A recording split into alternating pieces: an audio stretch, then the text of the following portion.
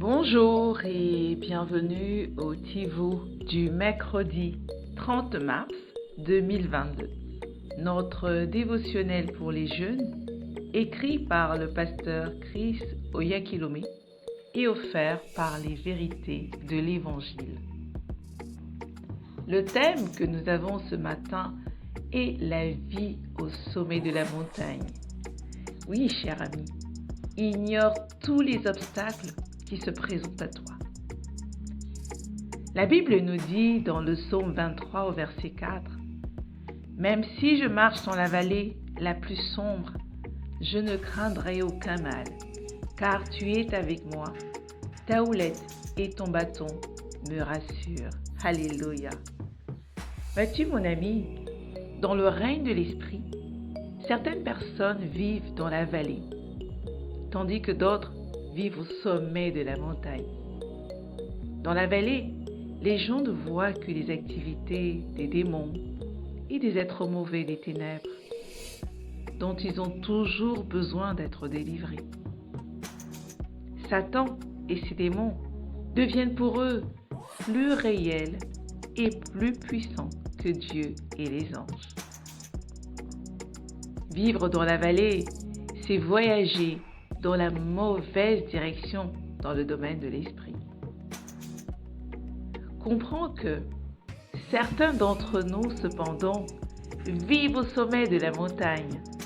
Nous habitons et fonctionnons dans le royaume de la lumière, là où nous ne voyons que le succès, la victoire, la prospérité, la santé et les témoignages de salut.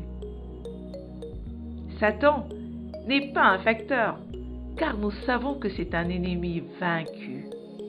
Jésus l'a complètement paralysé et a livré ses cohortes et lui, publiquement en spectacle dans le règne de l'Esprit. Tu peux le lire dans Colossiens 2 au verset 15. Quand tu regardes d'en haut, mon ami, tu vois que tu n'as pas à lutter contre Satan. Il est complètement vaincu.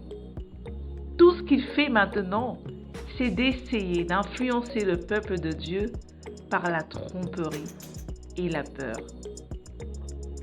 D'ailleurs, dans 2 Corinthiens 10 au verset 4, il est dit « En effet, les armes avec lesquelles nous combattons ne sont pas humaines, mais elles sont puissantes grâce à Dieu pour renverser des forteresses. » Alors, les idées et les imaginations plantées dans l'esprit des hommes qui les amènent à se comporter de manière incorrecte sont en réalité des forteresses. Ces forteresses sont détruites par la connaissance de la parole de Dieu. Lorsque le diable essaye de planter dans ton esprit des idées de peur, d'échec, de maladie ou de ce qui pourrait arriver de pire, je t'en prie, utilise la parole contre elles et elles s'écrouleront à tes pieds. Vois-tu, mon ami, la parole est là pour renouveler notre intelligence, nos pensées. Et tu en as besoin. C'est ce qui te permet de connaître ton héritage, de connaître ce dont et ce que tu es. Sans elle, tu seras toujours ignorant des avantages que le Seigneur t'a donnés. Tu seras ignorant des avantages de la victoire à la croix. Et souviens-toi, si tu es roi, mais que tu as la mentalité d'esclave, tu resteras un esclave.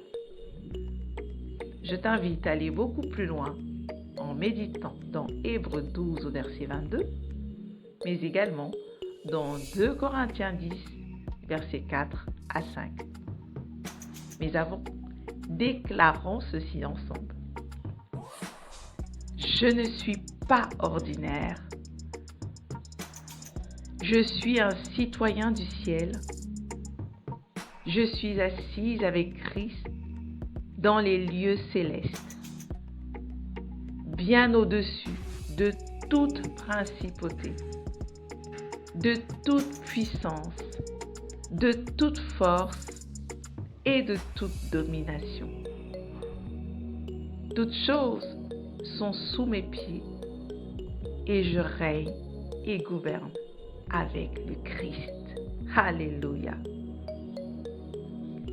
Mon ami, évite toutes les voies de peur, d'échec et de défaite et regarde du haut de la montagne. Et n'oublie pas, you are the king. À demain.